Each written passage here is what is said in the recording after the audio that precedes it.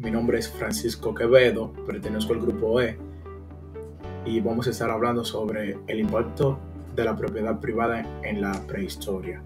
Concepto o definición. Podemos definir como propiedad privada a los bienes de cualquier tipo, viviendas, capitales, vehículos, objetos, herramientas, incluso fábricas, edificios enteros, terrenos, corporaciones, que pueden ser poseídos, comprados, vendidos, arrendados o dejados como herencia por personas naturales y jurídicas distintas del Estado, es decir, por elementos del sector privado de la sociedad. Para entender el impacto que tuvo la propiedad privada en la prehistoria, primero debemos entender la relación del hombre con la naturaleza en el proceso de su constitución como ser inteligente. Esto porque es fundamental para comprender por qué el ser humano empezó a adquirir control sobre propiedades.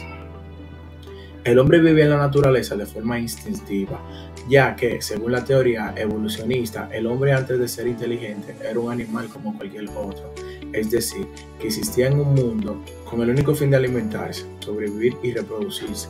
En otras palabras, era objeto de la naturaleza, porque seguía el orden natural de las cosas sin imitar su ambiente.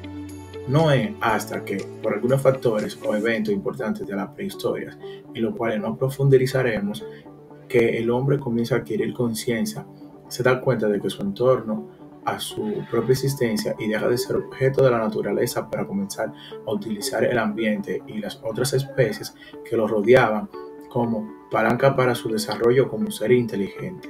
La adquisición de la propiedad privada impactó de gran forma en la era del Neolítico.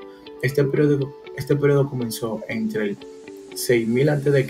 al 4000 a.C., según estudios de la propiedad privada, precipitó la revolución agrícola de esa época, o sea, que el incentivo al ser humano a cultivar para poder sostenerse el ganado.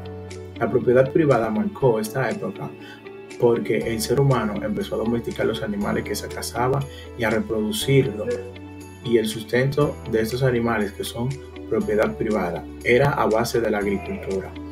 Características. Después de todo lo anterior expuesto, podemos decir que el impacto de la propiedad privada radica en que fue una de las primeras acciones del hombre como ser inteligente adquirir bienes.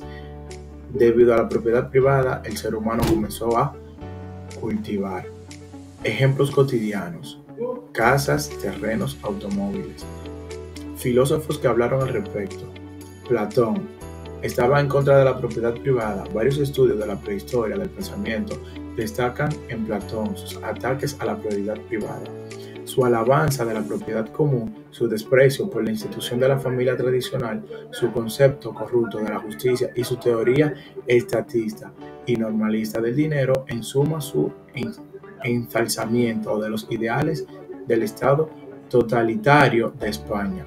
Sócrates estaba a favor de la propiedad privada. Frente al desprecio de Platón, Aristóteles tuvo una gran mirada opuesta, ofreciendo extraordinarios argumentos en favor de la propiedad privada. Uno de estos fue: la propiedad privada es mucho más productiva y por tanto facilita el progreso de los bienes que son poseídos en común por un elevado número de personas, reciben poca extensión, puesto que la gente tiende a guiarse por su propio interés y descuida cualquier obligación cuyo cumplimiento pueda dejarse a otros. Por contraste, una presta el mayor interés y el cuidado a lo que es de su exclusividad propiedad. Uno de los argumentos de Platón para favorecer la propiedad comunal es que esta supuestamente conduce a la paz social, puesto que nadie envidiará o intentará hacerse con la propiedad de otros.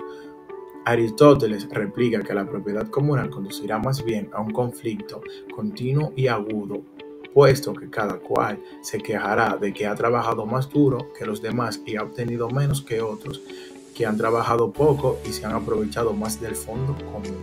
Locke también defendía la propiedad privada, puesto que el hombre tenía el derecho y el deber a la propiedad conservación. Tendrá derecho a poseer las cosas necesarias para ese fin. Por ello, para Locke, el derecho a la propiedad privada es un derecho natural. Conclusión. Podemos concluir que desde el momento en el que el hombre comenzó a pensar de forma superior, adquirió bienes para facilitar su supervivencia. Esas propiedades cambiaron de forma de vida del hombre. Biografía: Europa Express. Propiedad privada precipitó la revolución agrícola del Neolítico. Créditos: Gilton Palin, Francisco Quevedo, Ronan Peralta, Frank Jr. y David Joel.